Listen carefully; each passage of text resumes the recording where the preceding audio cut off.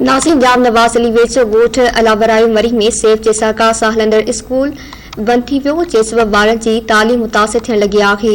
वधीक तफ़सील लाइ पेश आहे सलीम निस्काणी जी रिपोर्ट। जाम नवाज़ अली भरिसां ॻोठ अलावरायो मरी में सिंध एजुकेशन फाउंडेशन जे तरफ़ां 7 सालनि खां स्कूल हलंदड़ अचानक बंद करे ॿिए पासे खणाए वञण ते ॻोठाणा एहतियाती मुज़ाहिरो कंदे धरती टीवी सां ॻाल्हाईंदे चयो त 7 साल का स्कूल जो आहे हींअर अचानक पटे हितां कढी आहिनि। हाणे अहिड़ा नंढड़ा मासूम ॿार हारी वीचारा मज़ूर उहो मज़ूरी करी ॿारनि खे नवाबाद शहर में वञी खणी वञनि, हिन को बि सवारी सहूलियत कोन्हे। महिरबानी बराए त असांजो स्कूल साॻी जॻह ते ठहे।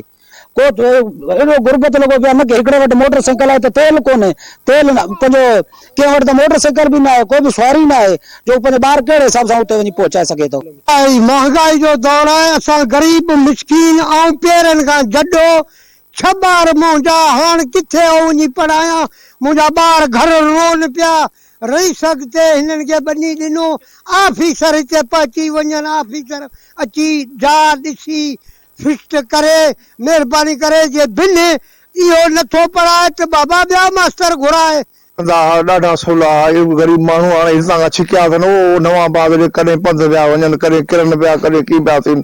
इन जे करे असां 2 टे चकर हुनखे चयोसीं बाबा अचो महिरबानी करे हिते ॿार पढ़ाए, स्कूल में का शइ कोन जहिड़ो खणी वञो हुते रखी छॾियो अथनि। हाणे छा कयूं, असां ग़रीब माण्हू इन जे करे मिनत कयूं था, वरी ऑफिसरनि खे चऊं था बाबा हिते ई ॿारनि जी पढ़ाई मुकमल थिए। भला ऑफिसरनि खे इहो गुज़ारिश कंदुसि, 7 सालनि खां हलंदड़ असांजो स्कूल आहे, हींअर पंहिंजे मर्ज़ी सां ऑपरेटर जेको खणाए सो नवाबाद विया आहिनि। बराए महिरबानी असांजो स्कूल असांखे वापसि करायो वञे। असांजा नंढड़ा ॿार मासूम पढ़ाई खां महरूम आहिनि। असां पंहिंजे गुज़ारे जो कयूं, मज़ूरी जो कयूं, या नंढड़े ॿारनि खे वञी तालीम हासिल कराइण लाइ नवाबाद छॾे पिया अचूं ऐं खणी पिया अचूं। महिरबानी कयो असांजो स्कूल असांखे वापसि करायो वञे। जी नाज़रीन, तव्हां मुज़ाहिरो करण जूं ॻाल्हियूं ॿुधियूं त हिन जो चवणु आहे त 7 सालनि खां सिंध फाउंडेशन जे तरफ़ां हलंदड़ स्कूल अचानक नवाबाद ॾे खणाए वञण ऐं नवाबाद शहर में अॻु में बि 8-10 स्कूल हलंदड़ आहिनि। ही नवाबाद खां थोरो बराड़ी हुई। कैमरामैन टीम सां गॾु सलीम लिस्काणी, धरती टीवी, जाम नवाज़।